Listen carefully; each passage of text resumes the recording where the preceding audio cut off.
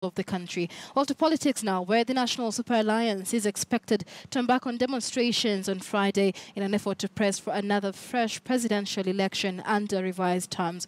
Through a letter written by the advocate Edwin Sifuna, the coalition had informed Nairobi County Commander Japheth Koome of their intent. They say the procession will be peaceful and will take place in Nairobi County as part of its quest for electoral justice.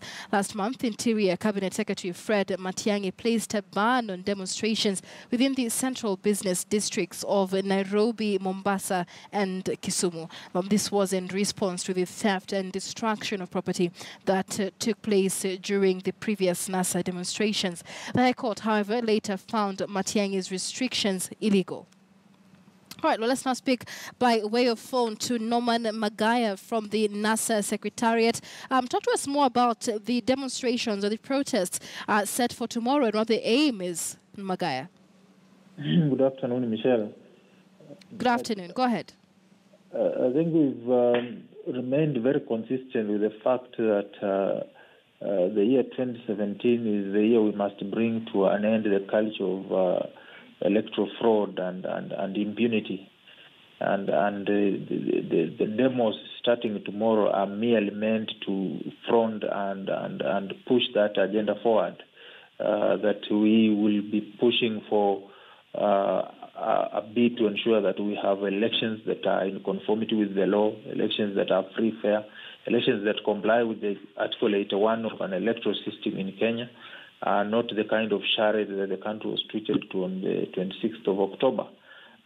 So we begin a people's quest that runs as part of the resistance tools under the National Resistance Movement. As you are aware, the National Boycott Campaign targeting specific companies that are key collaborators of the dictatorship that is Jubilee is ongoing. The demos tomorrow begin to push a different front with regard to citizen mobilization to ensure that this country has an election that is free, fair, credible, and that ensures that every vote counts and is counted, and that we have an electoral management body that conducts elections in accordance with the law, and not what IBC has treated Kenyans to in the last two attempts they have made.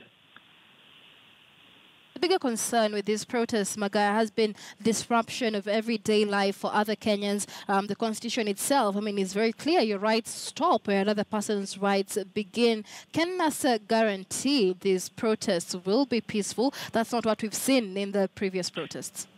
If we had no intention to ensure that our protests are peaceful and that they do not comply with the law, we will not be notifying police. But we notify police with the ultimate aim that we want to conduct demonstrations, processions that are peaceful, and that the protesters are unarmed, and that they go about the business of picketing in a manner that complies with the law.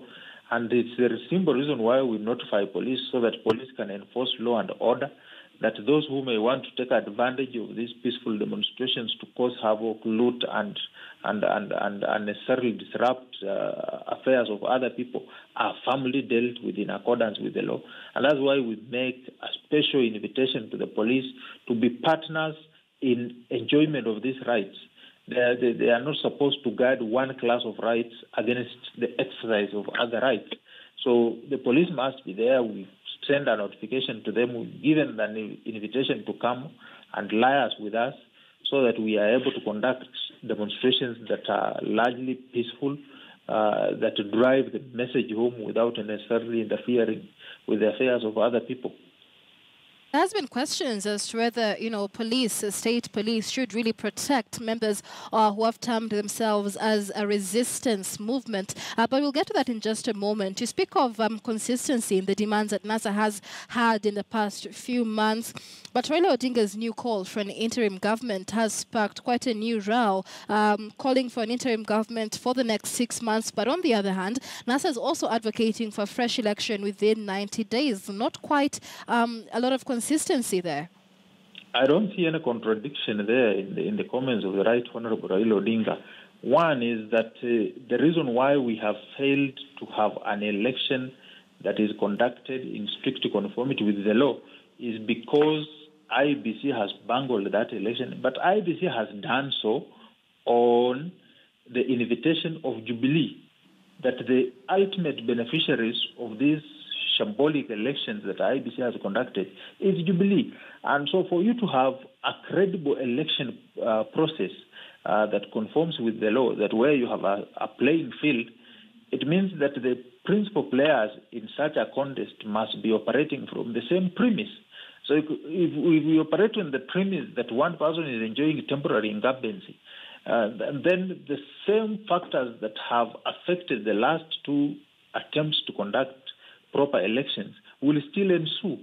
And that's why we say that there must be a caretaker or interim or transitional government, not comprising actually any of the two protagonists, whose principal mandate is to organize elections so that they provide a proper platform, a level platform for both parties to participate and stand an equal chance of being treated fairly by all agencies of the state, and ensuring that we have an election that largely reflects the will of the people.